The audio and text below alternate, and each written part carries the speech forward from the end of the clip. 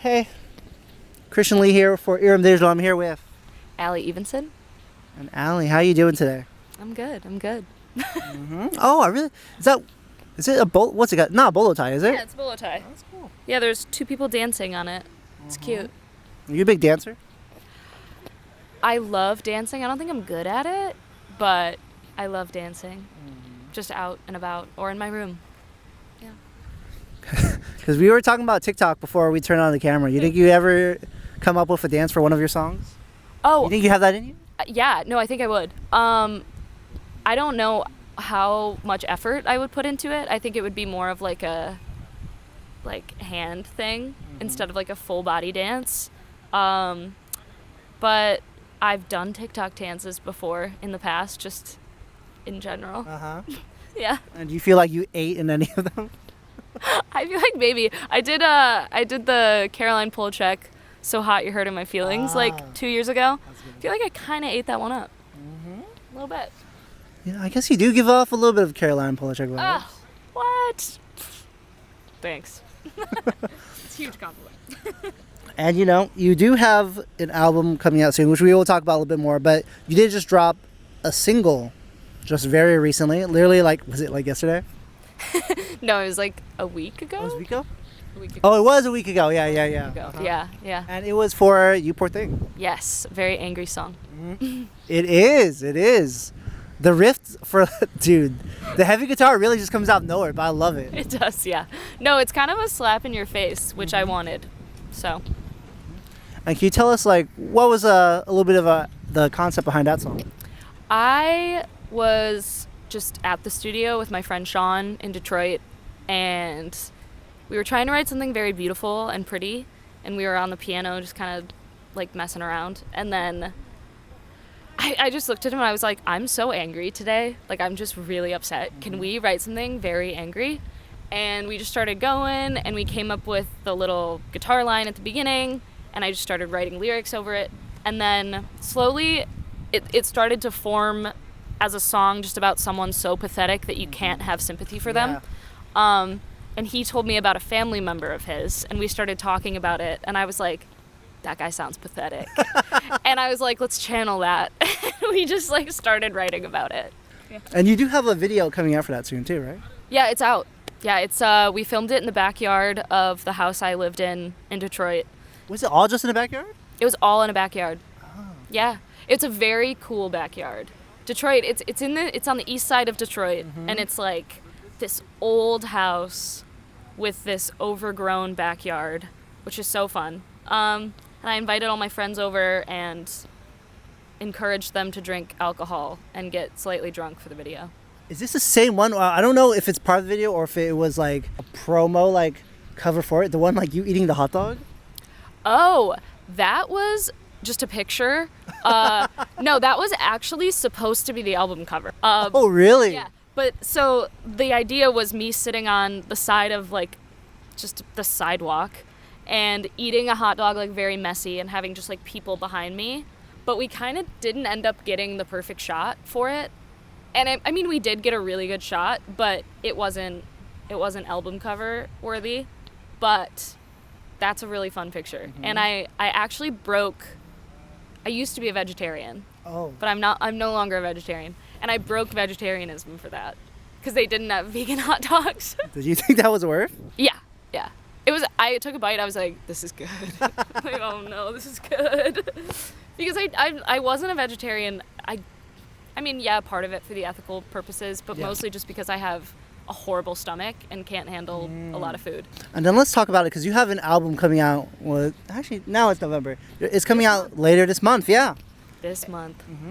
And so, tell us a little bit behind that, because you've released 3 singles, all of them a little bit varied in sound, all of them very good. Thank you. Not being biased, because I'm just interviewing. I think they are all good too. Thank you. You've had EP in the past, but now you're finally dropping an album. So, tell us, just creatively, what made you decide to drop an album now, and what's inspired the sounds and everything. Well, I've always wanted to make an album, and it's something that I truly did not think I was capable of, just because, I don't know, I think your first album is a big feat. Specifically for me, which I'm not a person that sits down and writes a song every day. I do write songs often, but it's not an everyday thing, and sometimes it takes me a long time to finish a song. I was very, very scared about making an album, but last year I signed to a small label, and they were like, "You're signing to make an album," and I was like, so I guess I kind of have to, but I also really, really wanted to. And I started writing songs for the album summer of 2023, so last summer. So it's been a little bit over a year in the making, which has been nice. I started coming out here to LA November of 2023. I came out here and did some sessions, and then it was just start of 2024. It was like every month I would come out for a week and a half, 2 weeks, and just do sessions like every day with people I knew, people I didn't know, and I ended up making over 30 songs. And they were like, well, we need to pick 13. And I was like, got it, we can do that. So then we did. And we narrowed it down to the songs that I thought were all cohesive and worked together. And the songs I think that I just felt most connected to. That was the main thing for me. I didn't want to put out a song that I didn't feel confident about or didn't strike something inside of me. Because most of them were co-written. There are a few that I started like in my room and took to the studio and finished. But most of the songs on the album were written in sessions, which was fun. And something I hadn't done ever really before. So it's cool. That is cool. And do you think any of the songs you'll release in the future maybe as Lucy's, or you're saving them for another project? Because you picked 13, but there has to be more that you're like, like these are good too, though. Yeah. There's a couple that I really love. There's one that my label really, really loves, and I don't really love. They really want to release it. We'll see. Maybe deluxe? Maybe. We'll see. They love it. I don't love it. And that's okay. I just love how you just speak your mind. I love this. I just speak my mind all the time. They're like, uh-oh, she's talking. But I really like outside of your music too. I really love like the aesthetics you do and everything too. Thank you. But you say, is that just you, or where do you get inspiration for just everything? Because I know, obviously the album cover, you with the hat. Yeah. Is that just you, or? The hat thing? Uh-huh. That was me and my team we all decided that a costume or like a specific item would be really smart to have as a cohesive like element. Seems like you do love to dress up though. I love to dress up. I'm a theater kid. So, but no, I found that hat. It's a girl on Instagram. She's in New York and she just knits. And I saw the hat and I was like, guys, come on. So we asked her to make expensive, one. yeah. And they did. I actually didn't bring the hat today. I should have. They're going to be really mad. They're going to be like, where's the hat? Like, this is me off duty. But it's kind of a character, I think. Because the album is the songs are very big and like dramatic and very full of emotion. And I think it's like a heightened version of myself, which is cool. So it's kind of this little character wearing the hat that I've created. So it's still like you in a way, but it's more, I guess, like a little bit more hammed up. Yeah, definitely. And you've been doing music, well, officially since 2023, but you've been doing it for a little bit longer than that too. Mm-hmm. What artist inspired you to make music? My dad is a musician. So growing up, he was like my icon when it came to that. He and I would make songs in the basement all the time. He had a studio set up down there. And every year for Christmas, too. Yes, every year for Christmas. Wait, did I tell you this? You figured it out. What else you got? Every year for Christmas, we would give an EP to my family of little Christmas songs. I just started writing songs with him, which was really cool. But, he really loved old country music, and my mom really loved, new wave music. But the common thread between all of us was the Beatles. Okay. So I think that was my first inspiration, which I feel like is a lot of people's first inspiration, but rightfully so. So yeah, that was definitely my first inspiration. And then I was in theater, so I was kind of loved show tunes and everything. But I think I started really feeling inspired to write music on my own when I started listening to Radiohead when I was 13. And that kind of changed everything, how I thought about music. I listened to Paranoid Android and I was like, you can write a song like this if you want. Yeah. Like, that's so cool. And then just like high school, I was super sad and angsty and loved Elliott Smith and Deftones and Sky Ferreira, you know, all the indie classics in the early 2010s. Makes sense. I bet you were really into Glee, huh? I loved Glee. I got into a Facebook fight with a girl over Glee in middle school. She literally was like, "You're stupid if you like Glee." And I was like, and I just like went off. I was so mad. I'm like, that's a personal attack on me. So I loved Glee. Before we get back into you, I want to know if you believe this theory. The character, is her name like what, Rachel? Well, who's Rachel Berry. Rachel Berry? Yeah. Do you think the actual actress, do you think she could read? Lea Michele. Everyone, oh my God. You know what? I believe it just for the bit. Is there proof that she can read though? I don't think there is. I don't think there's one single video online of her reading anything. So at this point in my life, I still believe that she's illiterate.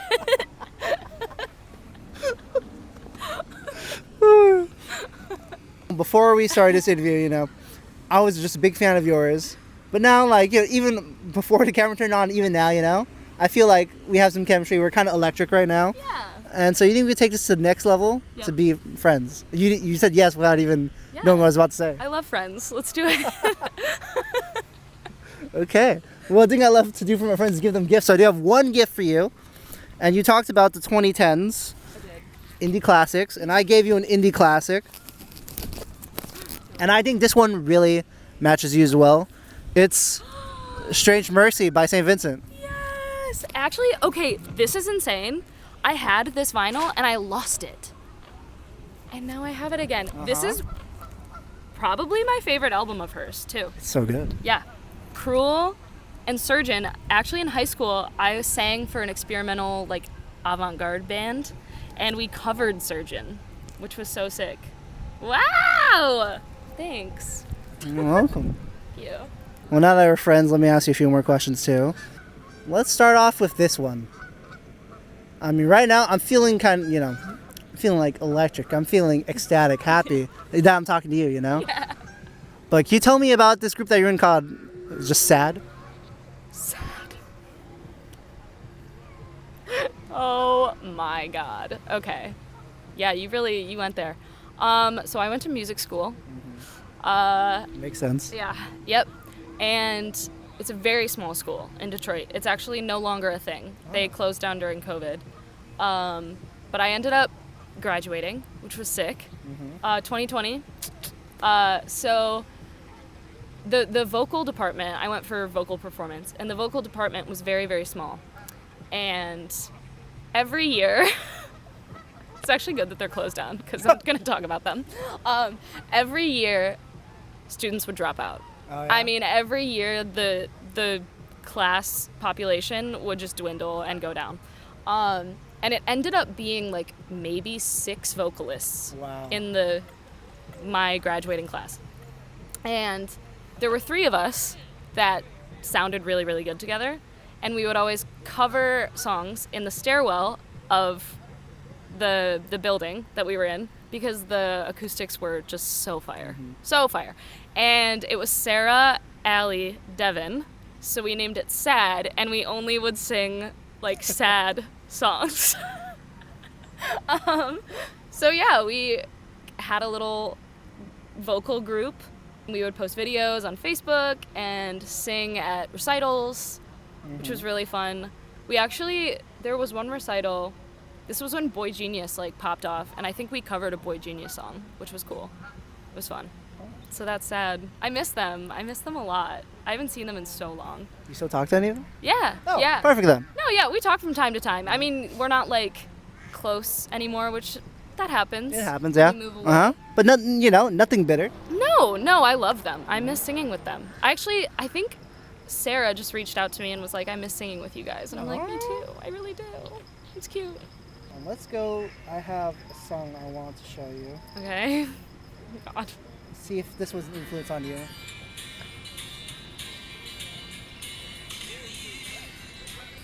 That's my dad. Yeah. Yeah, 'Cause my you said dad. your dad is in a country band. He is. He's in a honky tonk band. They're called the Fabulous Henhouse Boys. Oh my gosh. A bunch of pigeons came out of nowhere. Wow. Do you want to pan to them? Yeah. Oh my god. They're swarming, bro. Wait, they love us. They want to be friends. Oh my god. Wow, this is crazy and a little scary. Yeah, I definitely don't want to get shit on. Okay. Please don't poop on me. I'll be so mad if I get pooped on. Okay. I mean, we talked about pens. No, it is. Oh my god. Wait. We must be in their spot. But he is in a band called the Fabulous Henhouse Boys, and they're awesome. And I miss seeing them play because they're in Michigan. He's been in multiple bands throughout my life, but this one I think he feels really at home in this genre, which is so cool. And he sounds awesome. And he asked me one time to help him finish a song. Yeah. And I was like, he showed it to me and I'm like, you don't need my help. I'm like, this rocks. And I gave him like a line. I'm like, here, change this line. And I'm like, it's perfect the way it is. It's fine. He's like my biggest inspiration because he is my dad and also like taught me music. But yeah, he's in an awesome band. Check him out. They're on Spotify and whatever streaming service. The Fabulous Henhouse Boys. Well, we talked about your dad, but let's talk about this too. Do you know a thing called the Art Box? Yeah, I do. It's my mom's art company. We gotta shout out both of them, you know? We do. No, of course. My mom is a fine artist. She also is an art teacher. She was my art teacher in elementary school. Yes. I got in trouble a few times from her in front of my peers. But she has this little company where she just like goes and teaches people, like gives little art classes to people. For a while, her car had a sticker on the side, like she bought a car sticker, like magnet thing, and it said the Art Box. And for a while I was driving her car after I totaled mine. Yep, whole different thing. And everyone knew, they're like, oh, there's Ally in the Art Box car. Yeah, she has I don't know if she really does it anymore. I think maybe she's put the Art Box to rest. Both of my parents are getting to the point where they're retiring from work. Yeah. They kind of just want to chill, which real. Yeah. That's how I want to do it. I want to do that. You think we want to work for the rest of our lives? Yeah, no. I mean, I would like to work for a long time, but also there are some days where I'm like, if I could just retire, that'd be sick. It would be nice. And, you know, we talked about where you're from, too, and I want to know, because, you know, you've posted photos with this person before. You know Riley from Hivemind. How did that connection happen? Hivemind, the guys are in Detroit. Yeah. I mean, they're from Ohio, but they moved to Detroit, I don't know, maybe 5-6 years ago? Yeah. And I met them in 2021 or 2. I think 2022.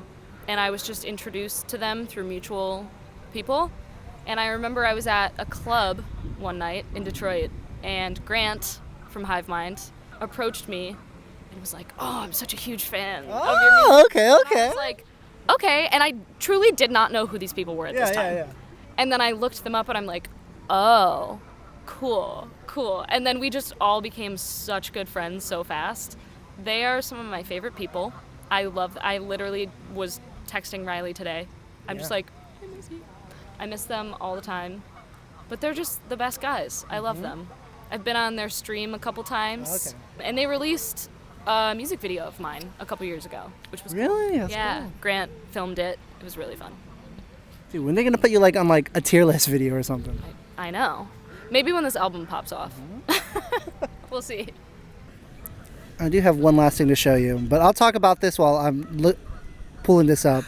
But, you know, you say you're a theater kid, too, because, you know, you do give me kind of like Wendy from Peter Pan vibes, you know? Yes. No. Yeah, I'm just saying. Well, I was Wendy in Peter Pan. Oh, really? I didn't know. No, I was. Wow, that's crazy. You know. But do you know this, too? Oh, my God. Which one is this? I told you. Kobe Calais, right? Mm-hmm. Good song. Yeah, that was me in 8th grade. Mm-hmm. That's the year I learned guitar. And I just started posting little videos on YouTube of me singing. Yeah, my dad bought me this jumbo body Epiphone. And I feel like, you know, I'm still a smaller person, but I was tiny then. And like, it just looked so massive all the time when I would play it. So I'd have to like sit on the ground to fully play it well. Yeah, I was a pop girly then a little bit. That was pre-Radiohead a little bit. Yeah. Yeah, definitely switched immediately. It was a fast change when I found Radiohead. I was like, ditch the pop girls. What was Kobe Kelly outside of the song she did with Jason Mraz? What was her biggest song? Bubbly. Bubbly, yeah. That's in my toe, crinkle my nose. Yeah, I love that song still. You got bust out as a cover when you do your next show. Maybe I will. Maybe I'll like take one of those songs and make it really weird or something. Yeah. Put a little Ally spin on it. It's raining. Okay, it is raining. And I want to say thanks for taking time to do the interview. It's been fun. Is there anything else you'd like to say before we turn off the camera, though? Because we are here to promote your new album. We are. So what else do you have to say? It could be a message. I mean, obviously, you can talk about the new album. You know, plug your social media. The rest of the time is all you. So the album is coming out November 21st. 21st. I have 3 songs out right now. I'm on Spotify. I'm on whatever. Follow me on Instagram, Ally 2_ Evenson. And I have an album coming out, and I'm really proud of it. Thank you. All right, that's a wrap. Dude.